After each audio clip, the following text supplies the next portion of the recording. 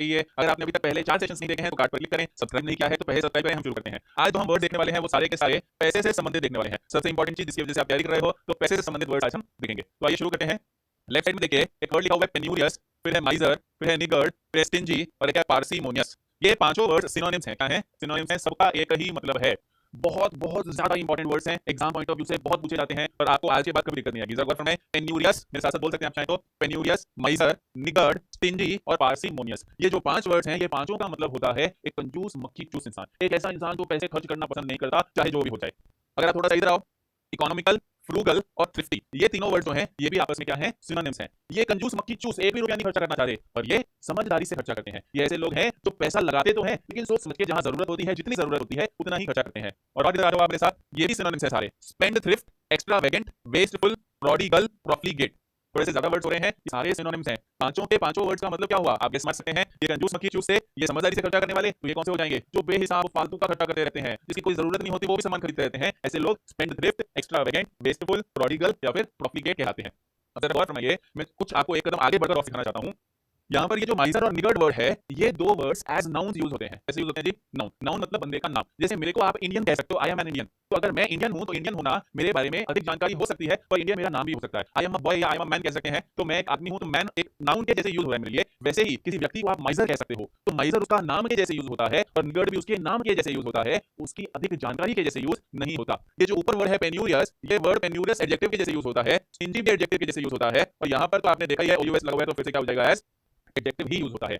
Adjective से मतलब क्या? ये उस व्यक्ति के बारे में अधिक जानकारी है कि वो कंजूस मक्खी चूस है। आप किसी को स्टिंजी कहते हो, he is a stingy man लगाना पड़ेगा आपको, क्योंकि मैन लगाओगे तभी वो स्टिंजी के बारे मैन के बारे में अधिक जानकारी होगी कि वो स्टिंजी है या पार्सिमोनियस है। तो ये नीचे वाले दो और ऊपर वाला पेन्यूरियस एक्स्ट्रा इंफॉर्मेशन है, पर माइजर या निगर्ड जो है वो एज नाउन्स यूज होते हैं। यस, अगर मैं सही एकदम सही यहाँ पर लिखना चाहूँ, सिनोनिम बनाना चाहूँ, तो मैं माइजर ली और निगर्ड ली लिखूंगा, क्योंकि ये ली लगाने से ये क्या बन जाएंगे? एडजेक्टिव्स बन जाएंगे। मैंने पूरा आपको क्या बताया कि माइजर वर्ड जो है वो एज नाउन यूज होता है और माइजर ली वर्ड जो है वो एज एडजेक्टिव यूज होता है। ये मैं क्यों बता रहा हूं आपको यहाँ पर? क्योंकि ये एग्जाम में बहुत बार पूछा जा चुका है पहले। ये निगर्ड वर्ड जो है वो एज नाउन यूज होता है और निगर्ड ली वर्ड जो है वो एज एडजेक्टिव यूज हो रहा है। आई होप आपको ये बात समझ में आ रही होगी। तो ये नाउन्स और एडजेक्टिव्स कौन से हैं? देखो, पहली चीज क्या है, आपको वर्ड का मीनिंग आना चाहिए।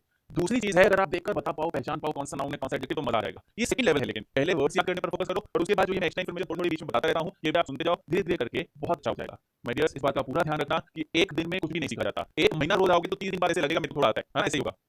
इकोनॉमिकल, फ्रूगल और थ्रिफ्टी, ये तीनों वर्ड्स कैसे यूज होते हैं? एडजेक्टिव के जैसे यूज होते हैं। किसी के बारे में अधिक जानकारी है कि वो इकोनॉमिकल है, मतलब इकोनॉमी का ध्यान रखता है। फ्रूगल मतलब समझदारी से खर्चा करता है, थ्रिफ्टी मतलब समझदारी से खर्चा करता है। ये अल लगा हुआ है, लेकिन मैं फ्रूगल से फ्रूगैलिटी इटी लगा दूं पीछे तो ये क्या बन जाएगा? नाउन बन जाएगा। नहीं, ये इटी लगाना, अल लगाना, ये सब कुछ मैं आपको ग्रामर की क्लासेस में सिखा रहा हूं, आप वो क्लासेस जरूर जरूर देखें। इधर आ जाओ, ये सारे वर्ड जो इधर लिखे हुए हैं ये भी सारे के सारे एज एडजेक्टिव्स यूज होते हैं। किसी के बारे में अधिक जानकारी है कि वो स्पेंडथ्रिफ्ट है, एक्स्ट्रावेगेंट है ना, ये स्पेंडथ्रिफ्ट, एक्स्ट्रावेगेंट, प्रोडिगल, प्रॉफिलिगेट बहुत यूज होते हैं, पेपर में बहुत बार पूछे जाते हैं। आपको पीछे अल लगा हुआ है ना, ये प्रोडिगल से एक वर्ड आप प्रोडिगैलिटी बना सकते हो। अगर आप इसका इटी लगा देते हो, प्रोडिगैलिटी बना देते हो, तो ये इसका नाउन बन जाता है, तो प्रोडिगैलिटी नाउन हो गया। यस, आई रियली होप आपको ये समझ में आ रहा है। प्रोडिगल एडजेक्टिव है, प्रोडिगैलिटी नाउन है, और ये सारे के सारे एडजेक्टिव्स हैं। इनका मतलब क्या है? ऐसे लोग जो जरूरत से ज्यादा खर्चा करते हैं। बीच वाले समझदारी से खर्चा करते हैं, और ये कंजूस मक्खी चूस लोग, कि चाय में मक्खी गिर भी जाए तो उसे निकालेंगे, तो उसकी चाय वेस्ट नहीं करेंगे, तो ये कंजूस मक्खी चूस लोग होते हैं। यस, आगे आते हैं। आगे जो वर्ड्स आपको दिख रहे हैं इधर देखें, इम्पेक्यूनियस, पुअर, इंडिजेंट और डेस्टिट्यूट। पहले ऊपर वाला वर्ड लेते हैं, यहाँ पर पीकस आपको वर्ड देखा होगा, पैक्यू या पीकस जो रूट है, ये पीकस जो रूट है इसका मतलब एक्चुअली होता है गाय भैंस। क्या मतलब होता है जी? भैंस, गाय भैंस, गाय भैंस मतलब जिसको आप कैटल कह सकते हो ना, गाय भैंस को कैटल कह रहे हैं। तो पुराने जमाने में क्या होता था, जो अमीर होता था उसके पास बहुत गाय भैंस होती थी, और जो गरीब होता था उसके पास गाय भैंस नहीं होती थी। पहले हवेलियों से नहीं, गाय भैंसों की तादाद से, क्वांटिटी से अमीर को नापा जाता था। तो पीकस एक्चुअल में गाय भैंस का मतलब होने के बावजूद पीकस पैसे से संबंधित होगा। इसीलिए जब आप पेक्यूनियरी बोलते हो तो उसका मतलब मॉनेटरी निकल जाता है। मनी तो आपको पता ही है पैसा होता है ना, मनी तो पता ही पैसा है, लेकिन पेक्यूनियरी और मॉनेटरी आप देखो आसपास के वर्ड्स हैं और ये दोनों सिनोनिम काम करते हैं, कि जो भी चीज पैसे से संबंधित होती है, क्या जी? पैसे से संबंधित होती है। हिंदी का गड़बड़ तो आप समझ आना। पैसे से संबंधित चीजों को आप क्या कह सकते हो कि वो पेक्यूनियरी है या मॉनेटरी है। जैसे आप किसी के लिए कोई काम कर रहे हो, आप उसको बोल सकते हो मेरे को मॉनेटरी बेनिफिट क्या मिलेगा, मतलब पैसे कितने मिलेंगे। अगर मॉनेटरी वर्ड यूज नहीं करना, आपको शो ऑफ करना है थोड़ा सा, आप पेक्यूनियरी बेनिफिट बोल सकते हो। ये अलग बात है, उसको शायद समझ में नहीं आएगा। तो पेक्यूनियरी का मतलब क्या होता है? मॉनेटरी, पैसे से संबंधित जो है। दोनों ही एज एडजेक्टिव्स यूज किए जाते हैं इंग्लिश लैंग्वेज के अंदर, एक्स्ट्रा इंफॉर्मेशन होती है। इम पेक्यूनियस क्या हो जाता है? अगर पीकस पैसा था और इम लग गया इसके आगे, इम इन इल इर, ये आपको पता है आगे जब लगते हैं प्रीफिक्स तो ये उल्टे बना देते हैं वर्ड। तो इम पेक्यूनियस वर्ड यूज किया जाता है गरीबी के लिए, लेकिन किस लेवल की गरीबी है? लोअर मिडिल क्लास लेवल की गरीबी है, कि ऐसे तो देखो कोई दिक्कत नहीं है, खाना पीना हो रहा है, रोज का खर्चा पूरा हो रहा है, और थोड़ा सा भी कोई ऐसा खर्चा आ गया तो पैसे नहीं है उसके लिए। जब आप ऐसे हालातों में जीते हो तो वो इम पेक्यूनियस इंसान कहलाता है। इम पेक्यूनियस का मतलब पैसे कम है, बस हैंड टू माउथ एग्जिस्टेंस बोलते हैं। बहुत ही सुंदर इसका एक इडियम है, हैंड टू माउथ। अगर आप हैंड टू माउथ जीरो मतलब हाथ से मुंह तक मतलब बस खाने के ही पैसे हैं, फालतू ऐशो आराम के लिए आपके पास कोई पैसे नहीं है, तो इम्पेक्यूनियस हो। पुअर आप समझते हो, पुअर मतलब गरीब होता है। इंडिजेंट में गरीबी की पावर बढ़ रही है थोड़ी सी। इंडिजेंट में अब आप एकदम ही बीपीएल इंसान हो गए कि मुश्किल से ही खाना मिल पाता है जी, बहुत मेहनत करनी पड़ती है, रोटी ही मिल पा रही है, घर भी नहीं है, सुविधाएं कुछ भी नहीं है, और डेस्टिट्यूट में एकदम फटे हाल बुरे हाल है, 2-2 दिन हो गए खाने को भी नहीं मिल पाता। तो यहाँ पर आप ऊपर से जब नीचे आ रहे हो तो गरीबी की पावर जो है वो बढ़ रही है, गरीबी बढ़ रही है। नीचे वर्ड्स, नीचे सबसे नीचे वाला डेस्टिट्यूट वर्ड सबसे ज्यादा गरीब मतलब एकदम फटे हाल बुरे हाल इंसान। इम्पेक्यूनियस लोअर मिडिल क्लास, पैसे कम है लेकिन खाना पीना पूरा है। ये चारों वर्ड्स आपके एग्जाम में एज सिनोनिम्स भी आ सकते हैं, चारों वर्ड्स में फर्क भी आ सकता है। ये आपको थोड़ा समझदारी से देखना पड़ेगा कि डेस्टिट्यूट और इम्पेक्यूनियस लिखा हुआ है, तो अगर आपसे सिनोनिम्स पूछ रहा है वो और कोई ऑप्शन नहीं है गरीबी को दिखाने वाला, तो आप इनको सिनोनिम बना दो, कोई दिक्कत नहीं है। लेकिन अगर डेस्टिट्यूट के साथ इंडिजेंट लिखा हुआ है और इम्पेक्यूनियस भी लिखा हुआ है, तो ज्यादा अच्छा होगा कि आप डेस्टिट्यूट और इंडिजेंट को सिनोनिम बनाओ, ना कि इम्पेक्यूनियस को। यस, आई होप आप बात समझ रहे होंगे। और ये चारों ही वर्ड जो हैं ये भी कैसे यूज होते हैं, एज एडजेक्टिव ही यूज होते हैं। बर्फ सुनिएगा, मैंने आपको ग्रामर की क्लास में कुछ सिखाया था, उसका मैं थोड़ा सा और बताता हूँ। इंडिजेंस अगर मैं बना दूं, मैंने क्या किया, एन टी को ट को स में बदल दिया। अगर ट बोलता हूं तो वो एडजेक्टिव होता है, और अगर मैं स कर देता हूं तो ये नाउन बन जाता है। ये गरीब है, ये गरीबी है। पुअर गरीब है, पॉवर्टी गरीबी है।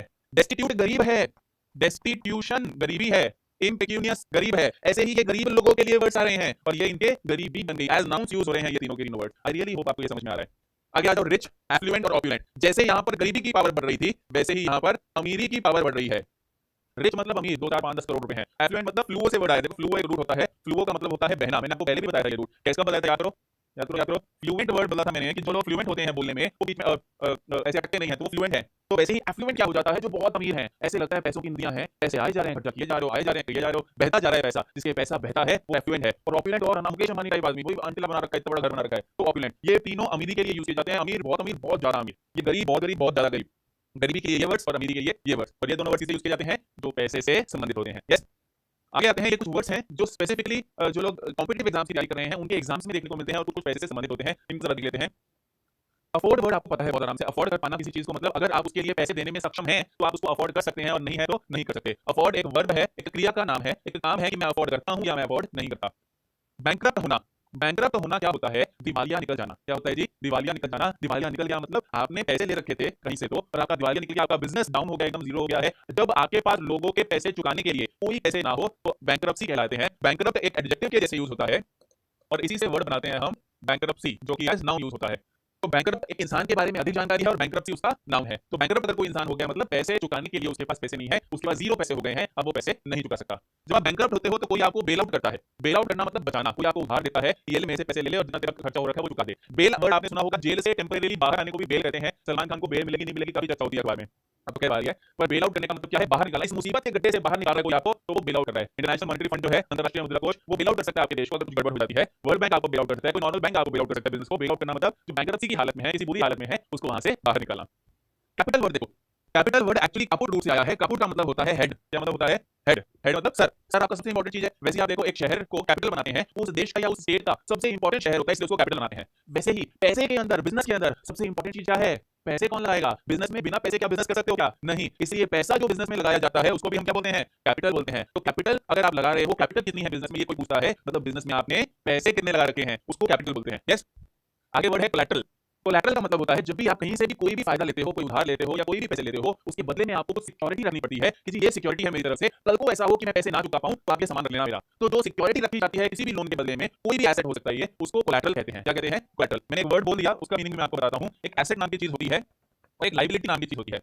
एसेट्स क्या होते हैं, जो आपका पैसा है, जो आपकी संपत्ति है वो एसेट है, और जो लोगों को आपको देना है, वापस से चुकाना है, वो लायबिलिटी है। जैसे बैंक के लोन्स बैंक के एसेट्स हैं क्योंकि वो बैंक की संपत्ति है, और जो लोगों की जमाई बैंक के पास है वो लायबिलिटी है क्योंकि वो उसे चुकाने पड़ेंगे। तो कोलैटरल क्या होता है, आपने बैंक से लोन लिया, बदले में आप क्या रख के आ रहे हो बैंक के पास कि भाई नहीं चुकाऊंगा लोन, तो ये ले लेना, तो वो कोलैटरल है। कोलैटरल का छोटा भाई है मॉर्गेज। जनरली फिक्स्ड प्रॉपर्टीज को जब आप कोलैटरल के रूप में रखते हो तो उसे मॉर्गेज कहते हैं। आपने घर के पेपर जमीन रख दी, कोई और प्लॉट रख दिया, कोई बिजनेस की जमीन रख दी, तो जब फिक्स्ड प्रॉपर्टी को आप कोलैटरल के रूप में रखते हो तो उसे मॉर्गेज कहते हैं। क्या कहते हैं जी, मॉर्गेज। फिर दो वर्ड्स हैं, सरप्लस और डेफिसिट। ये दोनों आपस में एंटोनिम्स हैं।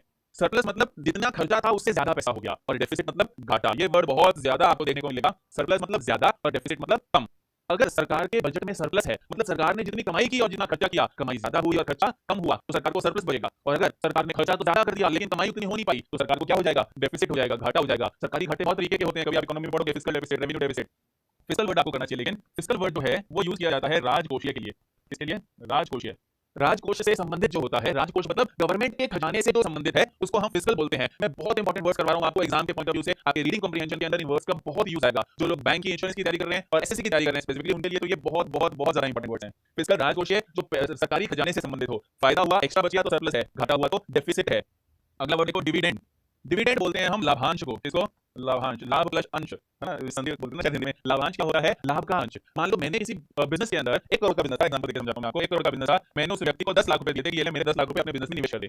तो एक्चुअली क्या होगा, मेरे पास उस बिजनेस की, ध्यान से सुनिएगा, मेरे पास उस बिजनेस की इक्विटी है। क्या है? इक्विटी। इक्विटी को आप स्टॉक भी बोल सकते हो, इक्विटी को आप शेयर भी बोल सकते हो, इक्विटी को आप हिस्सा भी बोल सकते हो। कितना हिस्सा है मेरा? 10% हिस्सा है। 1 करोड़ की कंपनी, मैंने 10 लाख दिए तो 10% हिस्सा मेरा है उस कंपनी में, 10% इक्विटी, 10% स्टॉक, 10% शेयर मेरा है उस कंपनी में। इसीलिए अगर वो कंपनी 1 लाख रुपए कमाएगी, मान लो 1 लाख रुपए उस कंपनी का प्रॉफिट होता है, यदि इस साल हमने 1 लाख रुपए कमाए तो उसमें से 10,000 रुपए वो मुझे देंगे, क्योंकि मैं 10% का मालिक हूं उस कंपनी का। तो ये जो 1 लाख में से 10,000 मुझे मिले, ये क्या मिला मुझे? डिविडेंड मिला, लाभ का अंश मिला, प्रॉफिट का हिस्सा मिला। तो डिविडेंड होता है प्रॉफिट का हिस्सा, लाभ का अंश लाभांश। इक्विटी होती है शेयर या हिस्सा। नेक्स्ट एक वर्ड है पोर्टफोलियो। पोर्टफोलियो क्या? मैंने इस कंपनी में 10 लाख लगाए थे, मैंने किसी और कंपनी में 1 लाख लगाए हैं, मैंने कोई एफडी ले रखी है, मैंने कोई एसआईपी सिस्टमैटिक इन्वेस्टमेंट प्लान में निवेश कर रखा है, मैंने कहीं पे और स्टॉक्स ले रखे हैं। ये इतने सारी जगह जो मैंने पैसे लगा रखे हैं, ये जितने भी पैसे मैंने लगा रखे हैं निवेश करने के, जो पूरा मेरा बैग है, इसको मैं पोर्टफोलियो बोलता हूं। तो मेरा पोर्टफोलियो क्या होगा कि मैंने पैसे कहां-कहां लगा रखे हैं। किसी भी इंसान का, किसी भी कंपनी का पोर्टफोलियो क्या होता है कि उसने इन्वेस्टमेंट कहां-कहां कर रखी है। यस। और आज का हमारा लास्ट वर्ड है यील्ड। यील्ड का मतलब होता है फायदा या मुनाफा। यील्ड उपज को भी कहते हैं। गौर फरमाइएगा जी। एक किसान अपने खेत की यील्ड निकालता है कि कितनी उपज हुई, पैदावार कितनी हुई, 100 किलो गेहूं होगा, 500 किलो, 10 टन, कितना गेहूं होगा है, तो वो भी यील्ड होती है। लेकिन आपने कोई बॉन्ड ले रखे थे, कोई उधारी दे रखी थी किसी को, कहीं पे निवेश कर रखा था, उससे आपको मुनाफा कितना हुआ, उससे आपको फायदा कितना हुआ, वो भी यील्ड कहलाता है। 1 मिनट रुकिएगा, आप पूरा वर्ड्स में रिपीट कर रहा हूं, वो आप ध्यान से सुनिए। अफोर्ड कर पाना मतलब आप खर्चा कर सकते हो। बैंकरप्ट मतलब दिवालिया घोषित हो गया जी, पैसे नहीं खत्म हो गए। बेल आउट मतलब कोई आपको पैसे देगा और ये पैसों के जरिए आप बाहर निकलोगे। कैपिटल मतलब जो पैसा निवेश किया गया बिजनेस में। कैपिटल मैंने आपको बताया। कैपिटल मतलब जो एसेट रखते हो आप, एसेट मतलब जो संपत्ति आप गिरवी रखते हो कि चलो ये लोन दे दो, बदले में ये रख लो। मॉर्गेज जब आप फिक्स प्रॉपर्टी को रखते हो। मॉर्गेज और कैपिटल में बहुत लंबा चौड़ा फर्क नहीं है। सरप्लस होता है जब फायदा हुआ आपको, डेफिसिट होता है जब घाटा हुआ आपको, डिविडेंड होता है लाभ का जो अंश मिला, फिस्कल होता है सरकारी खजाने से संबंधित, इक्विटी होता है शेयर या हिस्सा, पोर्टफोलियो होता है कहां कहां निवेश कर रखा है, और यील्ड होता है कितना फायदा हुआ। तो ये सारे पैसे से संबंधित वर्ड्स हैं। कंजूस, महाकंजूस, समझदारी से खर्चा, जरूरत से ज्यादा खर्चा, गरीब, बहुत ज्यादा गरीब, अमीर, बहुत ज्यादा अमीर, पैसे से संबंधित, और ये सारे वर्ड हमने कर लिए हैं। आई रियली होप आपको कुछ सीखने को मिला होगा।